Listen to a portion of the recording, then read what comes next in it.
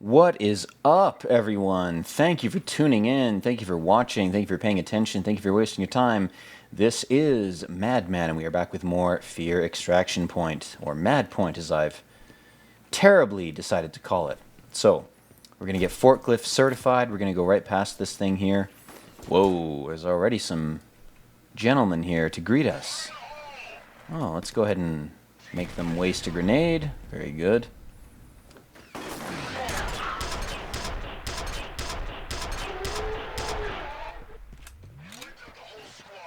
How is that the whole squad if you're still alive, man? That always bugs me about that canned line. This dude's like, I guess if that's his actual whole squad, but usually when one of them says that, there's like 2 more guys left. Yeah, see? Case in fucking point. God damn. How is that the whole squad? Fuck you. You're a bad clone, and you should have been recycled into goop to feed the other clones. Which is probably what's gonna happen to me. Be recycled into goop. Well, you know what? Sometimes you gotta be recycled to be upcycled. Okay, let's check around here and see if there's any diet squish we can chug. Okay. Is there anything useful around here? Probably not. Okay. Let's move the fuck on. I am Troy McClure. You may remember from such films as Move the Fuck On, There's No Loot Here, and There's Probably Going to Be a Guy Hidden Up Here. Oh, no, it's a Pfizer jab. Okay, we'll take that. We'll take any and all jabs or rapes or any sort of things imposed on us. Lifestyles, you know, any type of advice that we receive. We're gonna take it to an autistic degree of literal interpretation, and then when it doesn't go our way, we're gonna spurg out. The fuck? Is it everywhere? Is anyone still out there? What are you talking about? Anyone but them, I mean. Bro, I'm gonna do you a favor right now. You're gonna thank me later. Trust me, you don't want to live through this. You really don't. Alright. We take a drink from this fountain? No. Flint, Michigan water. You don't want to drink that anyway. You want to act like you have rabies and you're totally insane, and refuse to drink any water regardless of its source. You want to only drink Diet Coke and coffee. That'll definitely keep you sane. If you're only drinking Diet Coke and coffee, obviously you're getting all the nutrients you need. Obviously you're not leaching out essential salts and minerals from your blood. Obviously if you just drink those 2 things, you know what? You're going to be fine. You're not depriving yourself of anything. You know, those are the 2 essential nutrients according to the Renegade Epic based liquid pyramid. It's the new food pyramid. If you have Diet Coke and coffee, you actually have everything you need. You don't need to drink any other type of water. That's it. You're good. You're good to go. So good for you for figuring that out. If you did, you're one of the chosen ones, and you'll be able to go on the spaceship to Happyland, to Happy Planet.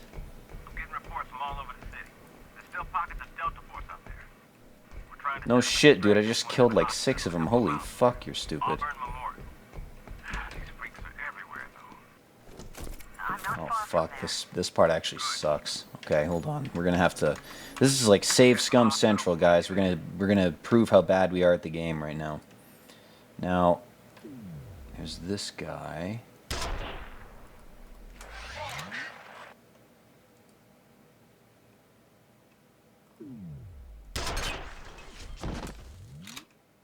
Problem is there's about 500 more of these fucks.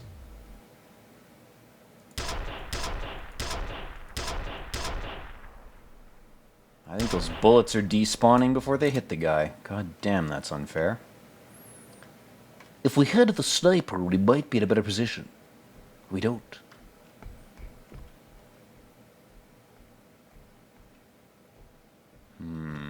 Oh shit. Like 6 more of them probably spawned. Probably triggered them just by jumping off that little truck there. Alright.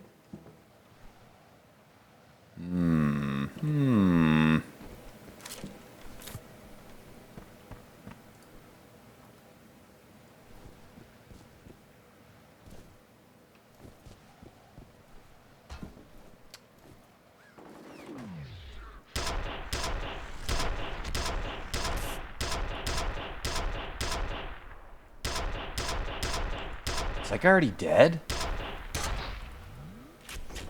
Shit, there's more of them. Okay. Yeah.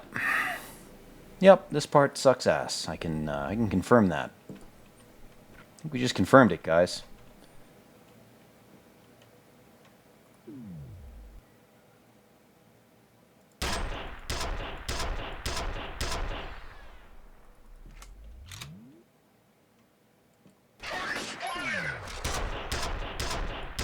It's fucking pointless, man.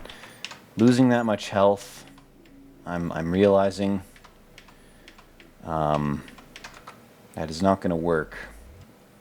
We got to be more epic. We got to be more of a Chad.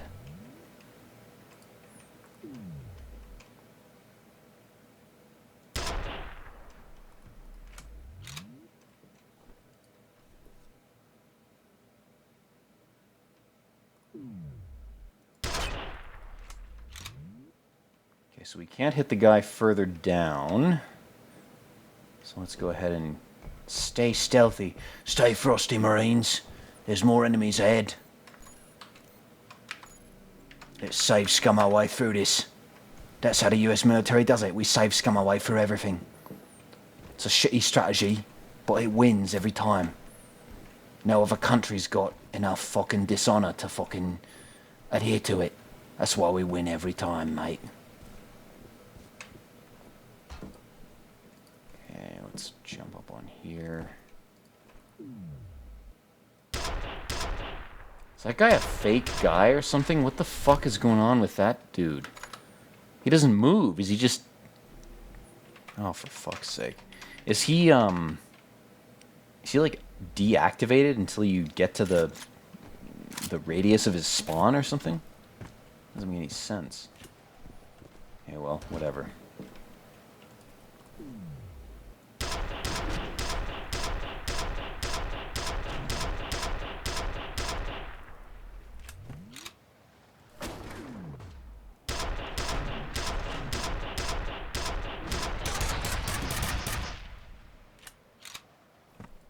He's not moving, goddamn. That is one obedient soldier, I gotta say. Fuck, man.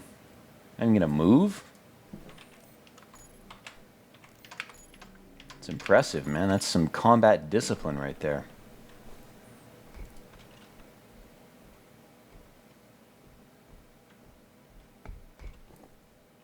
Oh, fuck. Okay, well... got you to deal with, but... You may be able to penetrate, but so can I. Two can penetrate at this game. Okay, not till I'm dead, though. I ran out of ammo. Shit. Alright, let's try nading him for a bit. And then, hopefully, we'll be in the clear. There's no more penetrator ammo hidden around here, is there? I don't think there is. Okay. Alright. Okay, we're gonna head over here.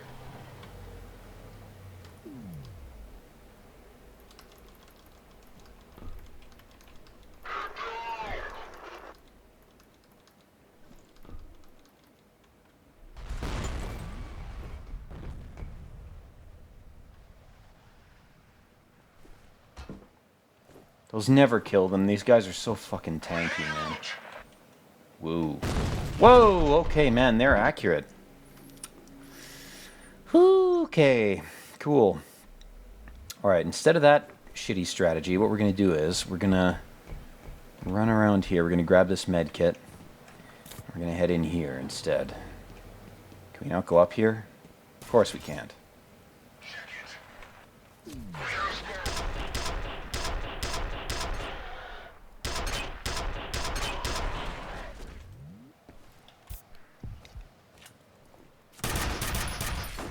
Jesus, okay, that was ill-fated.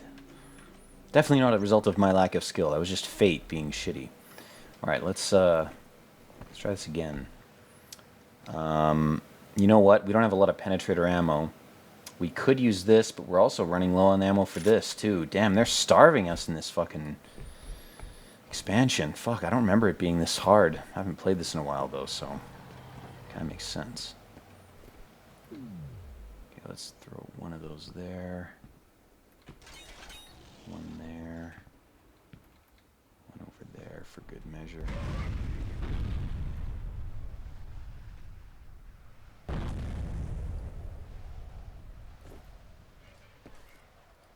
There's still a couple of those guys left. Let's switch to this for a sec.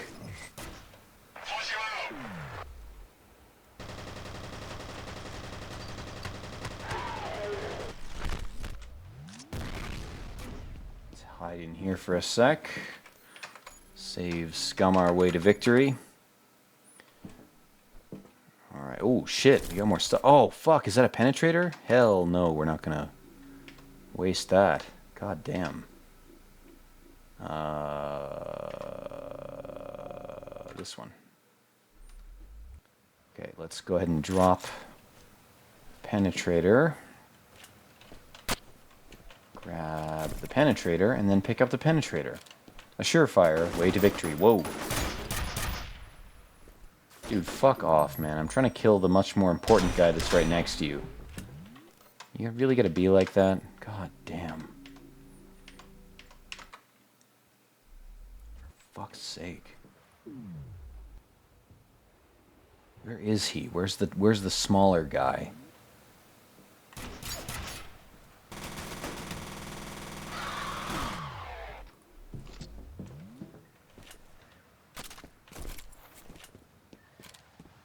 Okay, let's go ahead and save again. Okay. Whoa. I see you with your spooky eyes, my friend. Your lion roar sound effects don't scare me, bro. Give me your penetrator ammo. I need it for later. Thank you. That's all I asked for. See, ask and ye shall receive. That's the creed we live by. Now, let's double check there's no candies hidden back here. I don't think there are. No, I don't think so. Okay. Very good. Alright, well that went better that time. Let's go ahead and save again so we don't have to waste everybody's time. And let's check around here to make sure there's no forklift certification cards that were left unattended that could give us access to skipping the entire game. Because if you were forklift certified, you could probably just beat this whole game. That's how important that certification is. So let's check back here for a sec, because I want to say there's a bunch of grenades we didn't pick up. And if we can backtrack a bit, maybe we can grab some. Grab a few? Oh, yeah. Okay, good. We like that. We like the grenades to pick them up. I feel like this voice, I've done it too much. Joe, you wanna weigh in? Yeah, man, I just think that the grenade policy, it's very unintuitive and short-sighted, and my funding sources, I mean my superiors have told me that you're a bad man, and your brute force attempt to join the elite by marrying a Jewish girl and doing all sorts of financial bullshit, we just don't like you personally, so it doesn't really matter what you do to try to join us.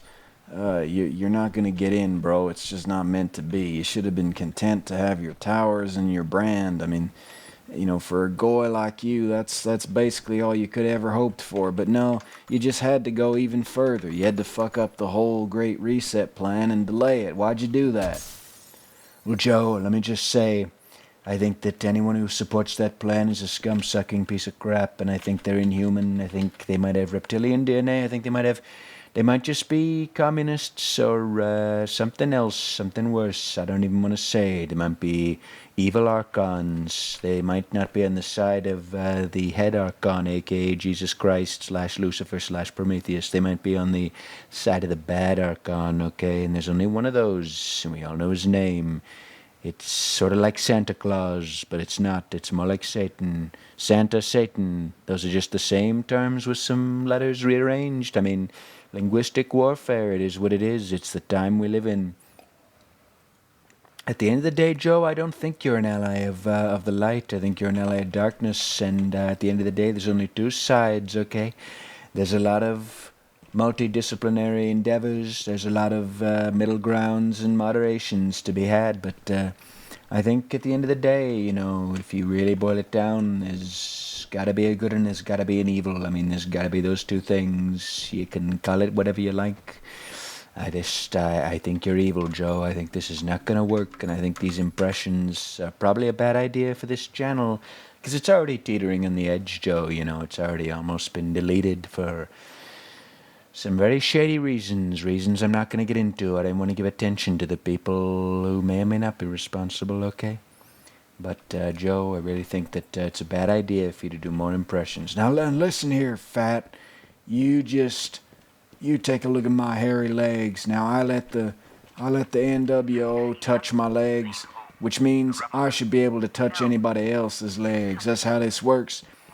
If you let someone abuse you, that gives you the right to abuse others in the same way, alright? That's how this works.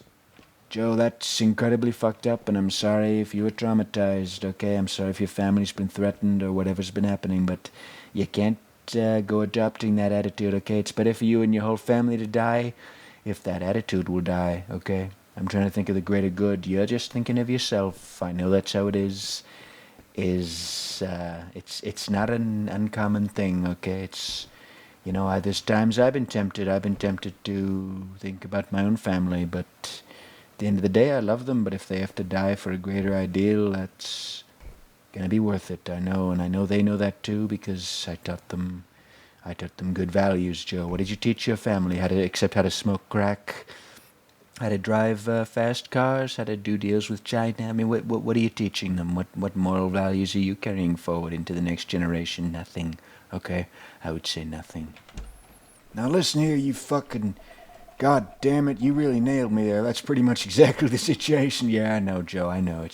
I basically got you. You're basically fucked. Yeah, I know, man. Look, I signed up to play this game. I thought I'd play like a neutral evil character, but in reality, I was gonna be chaotic evil. Disguised as neutral. That's a common thing, Joe. A lot of the neutral evil or the lawful evil players are actually chaotic in disguise. Yeah. I thought that'd be a cool playthrough. What do you think so far?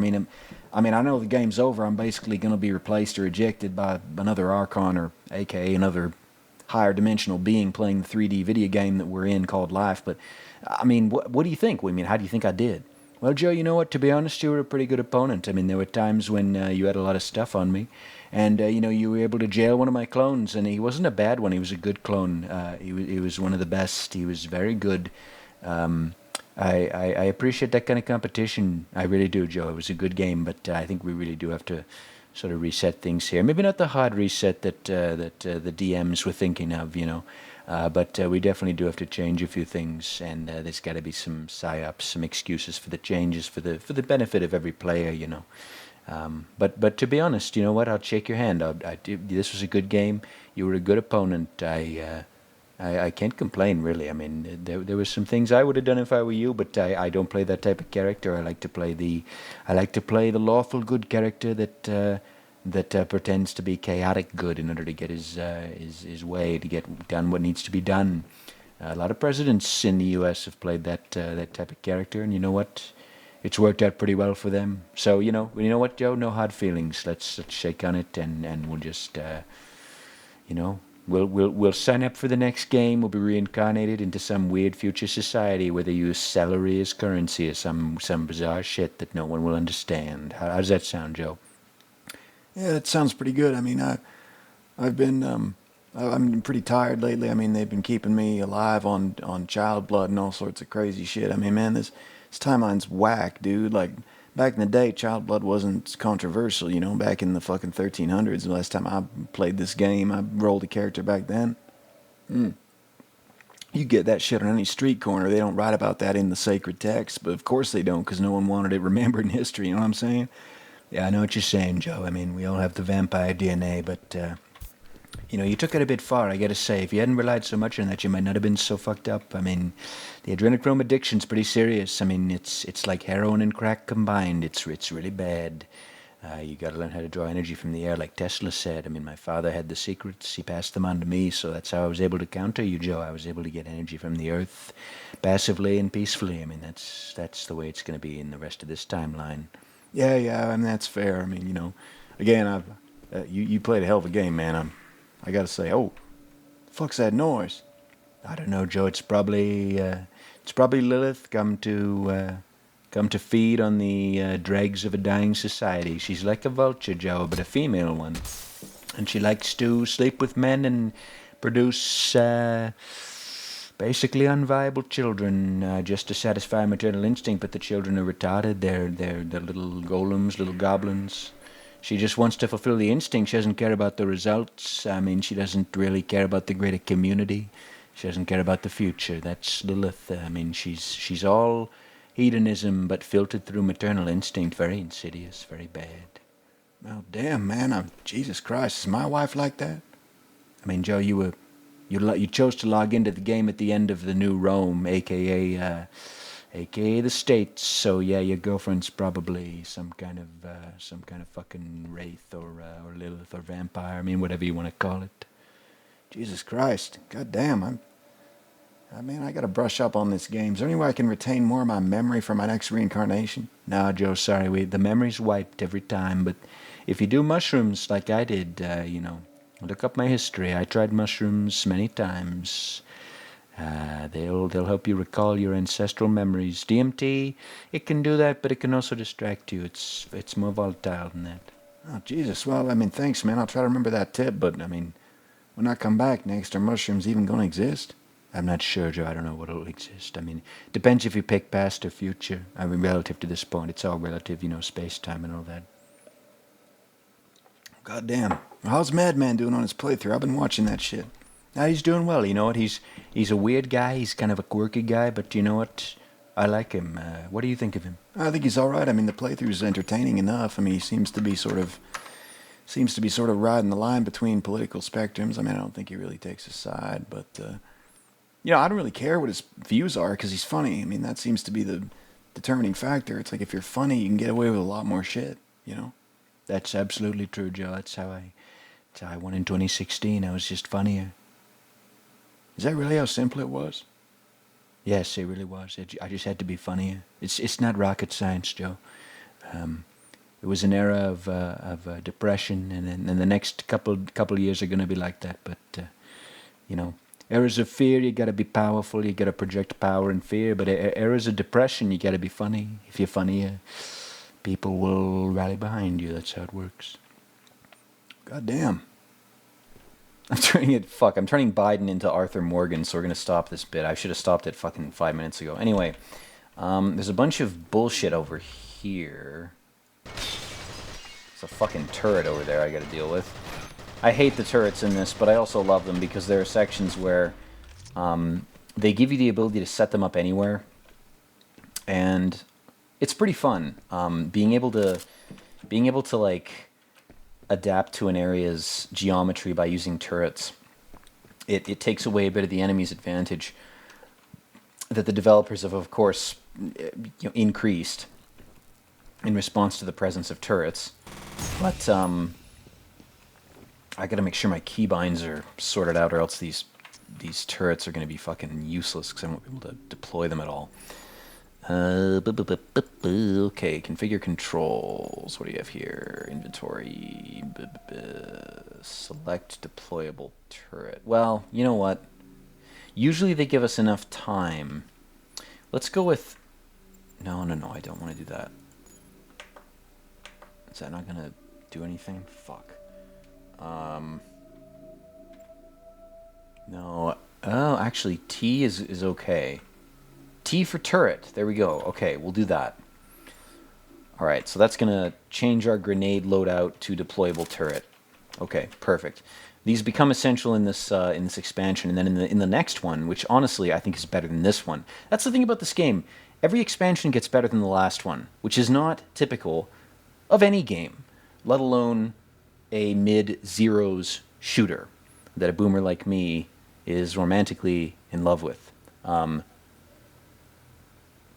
So for the love of fuck, play this game. If you've never played a shooter like this, especially play this game. Just play it on a lower difficulty. Who gives a shit what difficulty you have to play it on? Get the experience into your blood, because this type of hand-eye coordination reaction experience with this nice patina of like muted horror with sharp shadows. Like, it's good for you, man. It's good for your primal brain. It gives your brain the illusion that you're still in the jungle fighting pumas and of trying to avoid them.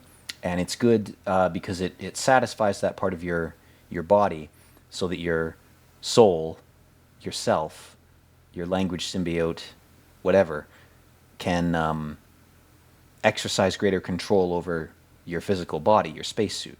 This is like spacesuit jack-off material, this type of thing. But it's actually good because these types of instincts to run and kill things, I mean, unless you play professional paintball, which is much better than doing this, or you do some kind of sport, if you're not inclined to do that, these types of games are very effective outlets, or they can be if you view them the right way. You contextualize them productively, and you use them productively. Like right now, I have a stressful event coming up in like a day, so I'm playing this to sort of drain my body of stress, of adrenaline, in preparation for that event, so that when I experience it, I don't have excess adrenaline. I don't have anxiety for that event. The sort of digitization of channeling emotion can be positive, but you have to know how to use it. And the problem is we're not teaching people how to use these tools. So the problem with a lot of digitization shit is we're not teaching people what these tools are actually for, because the ethos, the mentality has been some MK Ultra crap that has been just incept the idea, bro. It's like Inception. Just spam society with tools, and they'll just intuitively know how to do it. It's like some invisible hand market shit, which does have legitimate applications, but the problem is it's not true in every sense. Like, you can't just expect people to interpret a tool in the way that they should. That's being too generous to the average person. Because the average person's not a moron, but they're also not a fucking genius.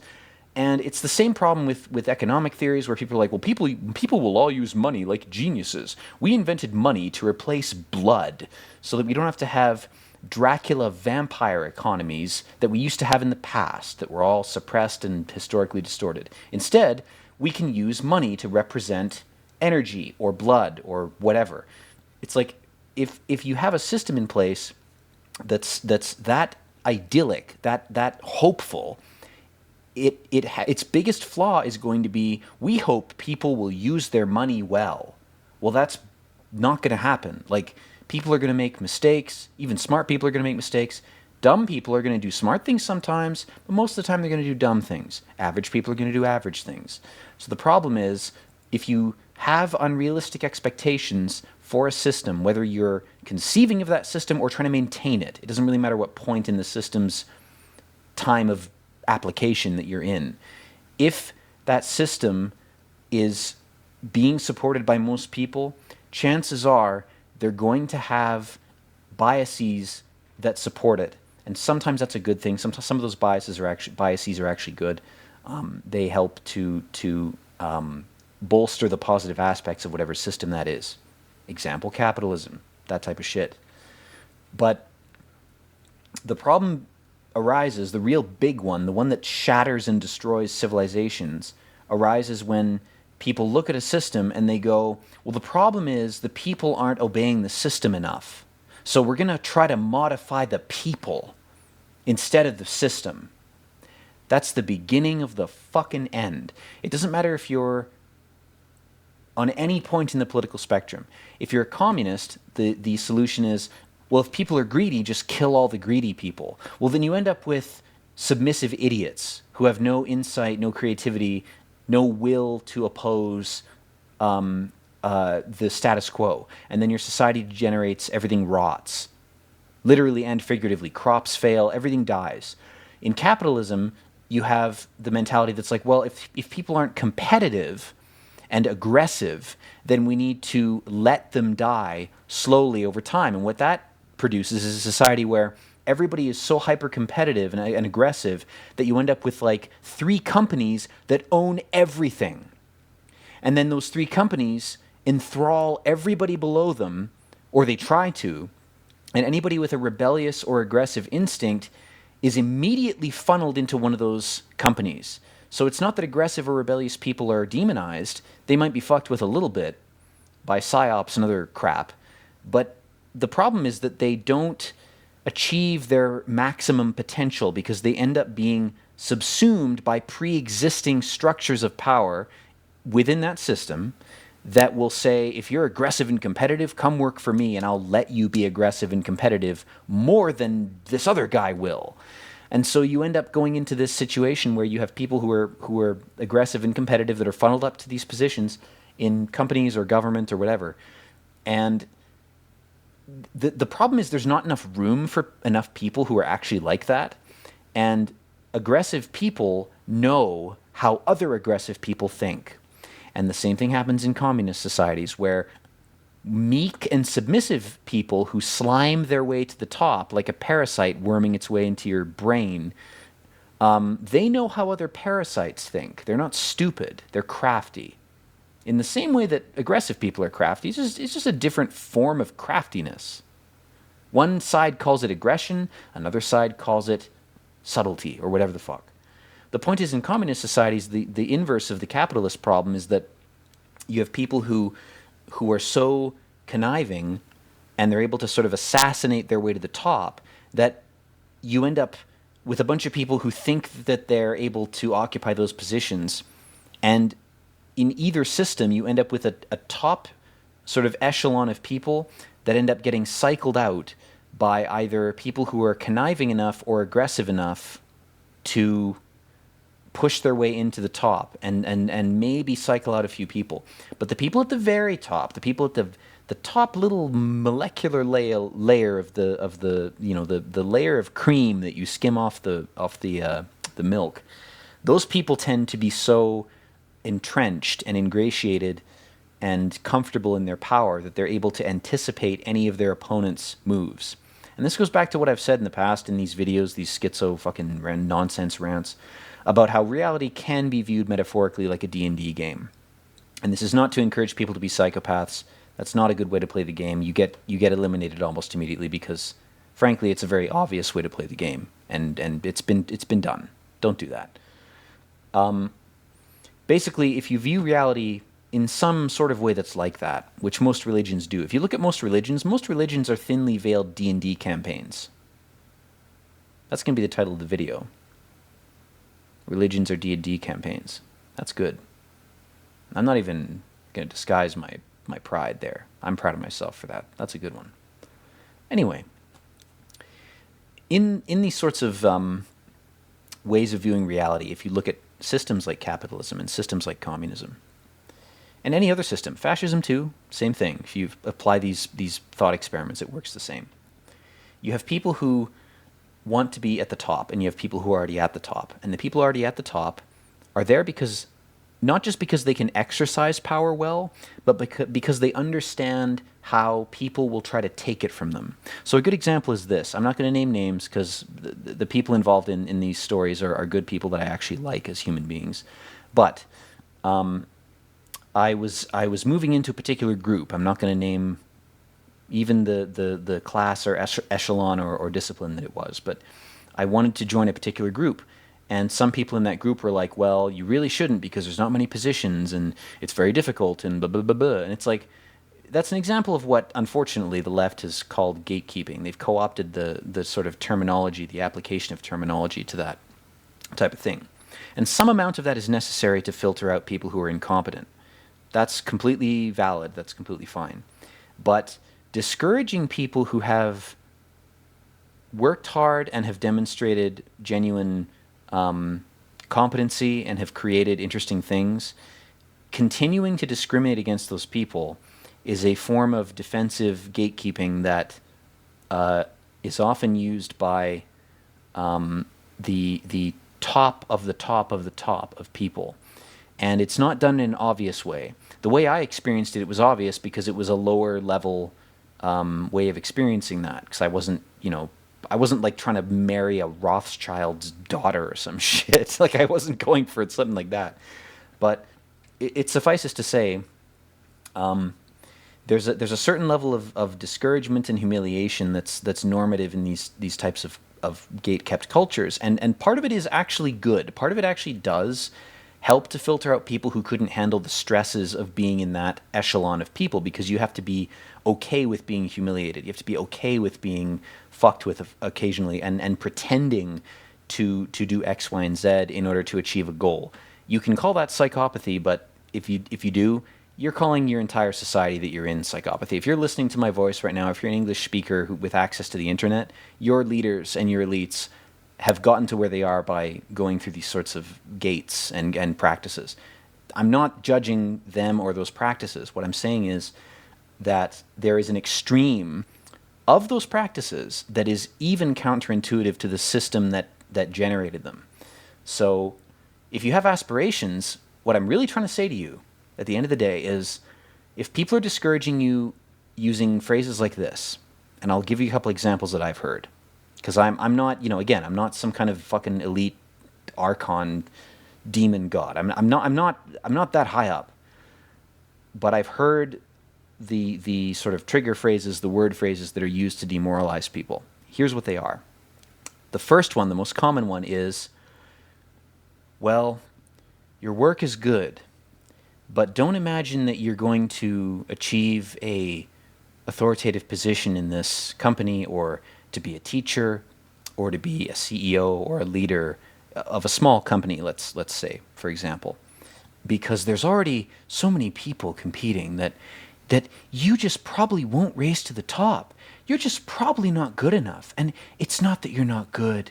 It's that you're not good enough. And it's just fate or God. And oh mercy, I'm all faint on my fainting couch. And really what those people are doing is, a lot of them, they're not doing this maliciously in as much of a malicious sense as you might think, because they have families and they have kids and they're trying to protect their income. But their way of doing that is discouraging competition.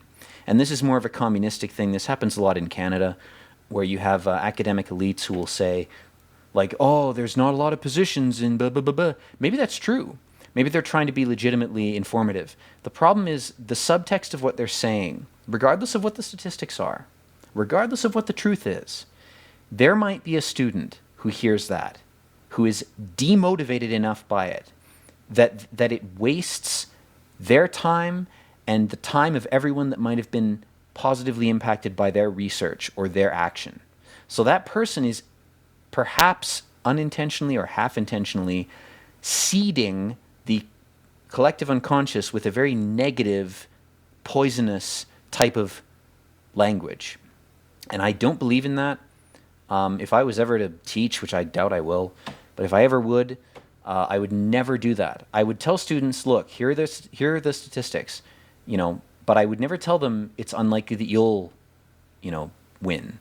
Like what are these teachers afraid the students are going to come back and cut them with a knife when they don't get a job? Like, it's cowardice, and it's also it's that type of protectionist, gatekeeping kind of impulse. And the reason I'm ranting about this so much, putting off, going for this phone message here, is that it's something that you can see happening at very high levels if you're very attuned to it.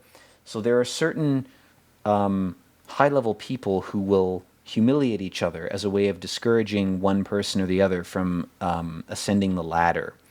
And the ladder may not go somewhere you would want to go. It might go to hell. It might be it might be an inverted ladder. Who knows? But the point is that a lot of discouragement tactics will use the same rhetoric, just in a different context. So it might be, an actor gets humiliated or is encouraged to admit something that is humiliating to them. And then the actor's orbiting entourage of handlers and other types of people will say, well, you really should, go on camera and sort of prostrate yourself to the people, because, we're in a very stressful time. We're trying to distract people. That's one mechanism this might serve. It's sort of a social pressure valve. It'll do that. And then in addition to that, it'll also, act as a sort of humiliation ritual for you that lets the people above you know that you're willing to be, fake humiliated for things. And these people, depending on their personal will and their strength, will either say, yeah, I know this is all bullshit. Who cares? Like, reality itself is a fucking illusion carnival. Why the fuck would I care if I'm humiliated? That doesn't mean anything. And those are the people that end up at the very top, where they're like, yeah, I know this is a fucking illusion. Like nothing matters. It's not a nihilistic interpretation. It's an interpretation that allows you to, in a Buddhist sense, transcend materiality. It's not about becoming a sick, sadistic, blood-drinking freak. That would be to embrace materiality, in the same way that someone who collects Funko Pops would embrace materiality. That's evil. Like, anybody would call that evil. What isn't evil is saying, I'm willing to do crazy shit because I know reality is a game. And it's not a game that should be played like a psychopath would play a game. It's a game that should be played according to however you want to play it. If you want to play it like a psychopath, you can. But you got to be aware that there's going to be other players who know what the fuck you're doing. And you're not going to be some kind of god. You're going to be a very big target. You're going to be kind of like this red flashing phone. If you do choose to play the game like, in Patrick Bateman mode, you're going to be like this phone. Okay? Same way if you played in Christ mode and you try to be like, I'll help every cripple and every insect and every gay guy I see, then you're going to be like this phone, but you're going to be flashing white instead. Right? It's the same thing. If you play a certain class, you're going to have certain disadvantages. I know it's a dorky metaphor, but I really do believe that this is kind of universally true, and I think that all religions on earth are some variation of this. And I think maybe there was a culture, probably before the Younger Dryas collapse 12,500 years ago, that probably functioned like a D&D game, and it probably disclosed, like the disclosure thing that we've been hearing. We've been hearing the term disclosure a lot. I wonder what that really means. Is it really about UFOs, or could it be about a life philosophy that applies to every human being on this planet that's just going to be difficult to swallow? Could it be that kind of disclosure? Who knows? My point is that if you look at any religion on Earth, in the past or present, they all have a kind of D&D component to them. And, call me a dork. It's completely... in fact, it's most likely that I'm just projecting my own nerdy affinities onto my interpretation of these cultures and religions. That's the most likely thing. But if that's not true, then there is a sort of harmonious similarity between religions where you have... It's not just about biology. It's not just about you start out as a baby and then you become a child and then you become a teenager and then, you go through a trial where you try to fuck someone and you get punished for it and then blah, blah, blah, blah. That's universal, sure, because we're all in the same spacesuits, but it's not just about that. It's not just about human biology. It's about what happens after that. It's about how you determine what your best qualities and weaknesses are, and how you apply those things to the betterment of society, including your weaknesses. And it's not about giving into your weaknesses in a hedonistic way. It's about saying, well, I have weaknesses that could actually be transmuted into strengths, and I have strengths that could, if I indulge them too much, become weaknesses. So I have to temper my strengths and elevate my weaknesses. I have to take my weaknesses and say, these aren't going anywhere. I accept that they exist. They're a part of me. They're genetic. They're spiritual. They're inherent, right? Again, pick your metaphor. Science, religion, it's all referring to the same shit. So if you have a certain weakness, you can say, all right, this weakness, I've tried to get rid of it in my youth. That was naive. I know it's a part of me now. There are some weaknesses you can get rid of, but there are some you can't. And let's say you've identified the ones you can't. You've gotten rid of the ones that you could. I have to find an outlet or a channel for these weaknesses. My weakness is trying to red pill the normies in a schizo-improvisational way, which is why I've made this video. One of my weaknesses is that I'm not going to get rid of. I'm always going to want to try to vomit or barf or jizz my thoughts out into the ether and expect someone to come to some revolutionary or revelatory conclusion because of it, and the reality is that they won't. And even if they do, I wouldn't want them to, because this is just bullshit. This is just me venting. This is not anything of any value. It is just me letting off excess energy. It's basically me farting out of my mouth into the digital ether. But if it's entertaining, that's cool. That means that I'm channeling it effectively. It means that people who are listening to it are going, "Oh, this guy's just having fun. He's a little bit fucked up. He's he's whatever." But this expression is entertaining to me, right? I hope some of you are thinking that.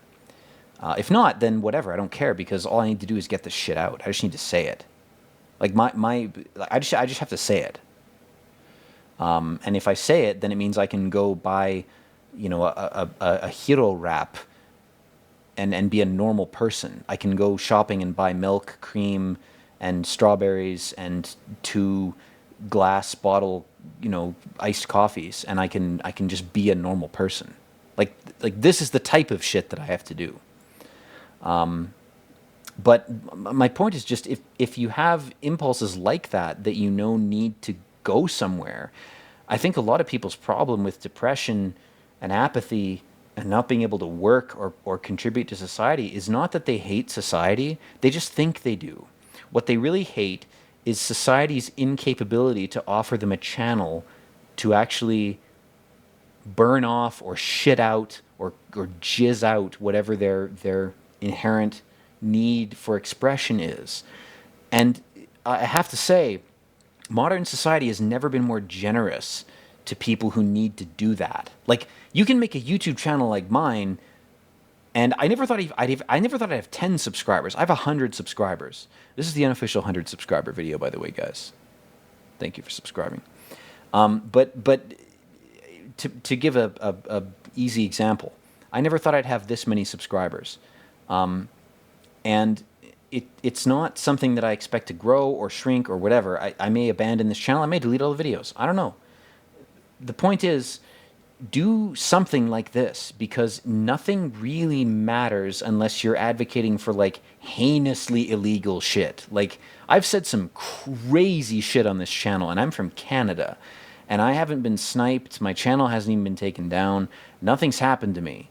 So if you need to vent things that are bothering you, just fucking do it. If you've had any idea in your life to like play a game and just commentate to vent, please fucking do it, because I resisted this for so long, and doing it for the past couple months has really helped me to do my actual work. So the reason I'm going through all this crap and wasting this entire episode telling you this is just to say, if you've had any impulse to do this, it doesn't really matter if anybody even listens to it, let alone if they, I don't know, like it or dislike it. What matters is that you've done it, because it's like a form of journaling. It's a form of externalizing your internal struggles and thoughts in a way that lets you access them later on. And it provides a nice backdrop of a video game to distract you from the content of what you're saying. That's important. It's something that used to be done differently in ancient societies, and we don't always do it that way in ours. Or even if we do, there are people who've been born into our societies who prefer a different medium of doing that. And as long as it works, that's okay. Like, as long as this works for you, that's what matters. So, anyway, I'm going to shut the fuck up. We're going to try to do something in this game. I'm fucking... Whoo, boy. I got to be honest, guys. If anybody's actually listened to this far, you're a fucking champion. Either that or you're one of my agents watching me, and I do appreciate you, unironically. If anybody's watching me from any agency, I'm not off-put by that. I'm not bothered by being surveilled. Everybody's being surveilled. If you have a cell phone, it can make a 3D map of your entire house and every human being in it. So, at this point, I'm not really anxious about someone watching me take a shit. You can watch me whatever you want. You can just shove a camera right up my ass. I don't care. If the information I'm providing is helpful, then cool, that's great. If not, I don't give a shit. I mean, those are my two perspectives. I either care because what I'm saying might help somebody somewhere in some time period, or it doesn't matter at all, in which case, why the fuck would I care? That's the attitude to have, by the way, in the face of surveillance. If somebody wants to throw you in a prison cell and shoot you, you're better off dead. If the system really wants to do that to you and you haven't done anything wrong, then you should be happy to die, because A, you wouldn't want to exist in the system that killed you, and B, being killed for the system that you hate might do some good. So again, like V for Vendetta, I'd rather die behind the chemical sheds. That's my perspective. I'd rather die behind the chemical sheds. Anyway, let's look at this phone message and see what it has to offer us, shall we? Is that it? Was I late to a date? God damn. Fuck. Guys, we ranted too long and now we're late to a date. Can we jump on top of this bucket and jump up to Valhalla? No, we can't. Alright, well, whoa. The loading screen door of the Fates, the Ancients. You know what, guys? This area is actually really brutal. I gotta be honest. I fucked myself with that rant. I probably made the video just to provide an excuse to do that, but this area actually sucks ass. It requires a lot of planning. So we're gonna end the video here. Thank you for watching, or rather listening. I do hope that this provided some kind of something to someone. If you want to chat about anything, post a comment. I mean, I have a lot of spare time these days. I'm working on a few things, but I'm not too busy these days. So if you want to chat about what I said, or if something's bothering you, like, I'm not a psychologist or a psychiatrist. I'm not a guru. I'm not anybody qualified to say or do anything. I want to make that very clear. But if you're very intensely inclined to ask a question or whatever, go ahead, do it. You know, if you've watched this far, which most people won't, then I offer you that opportunity. If you do, I can't promise I'll respond right away, but I will respond because I do check this channel regularly. So, in any case, thank you for watching. Go play f.e.a.r. Have fun during the holidays. And, as always, peace out.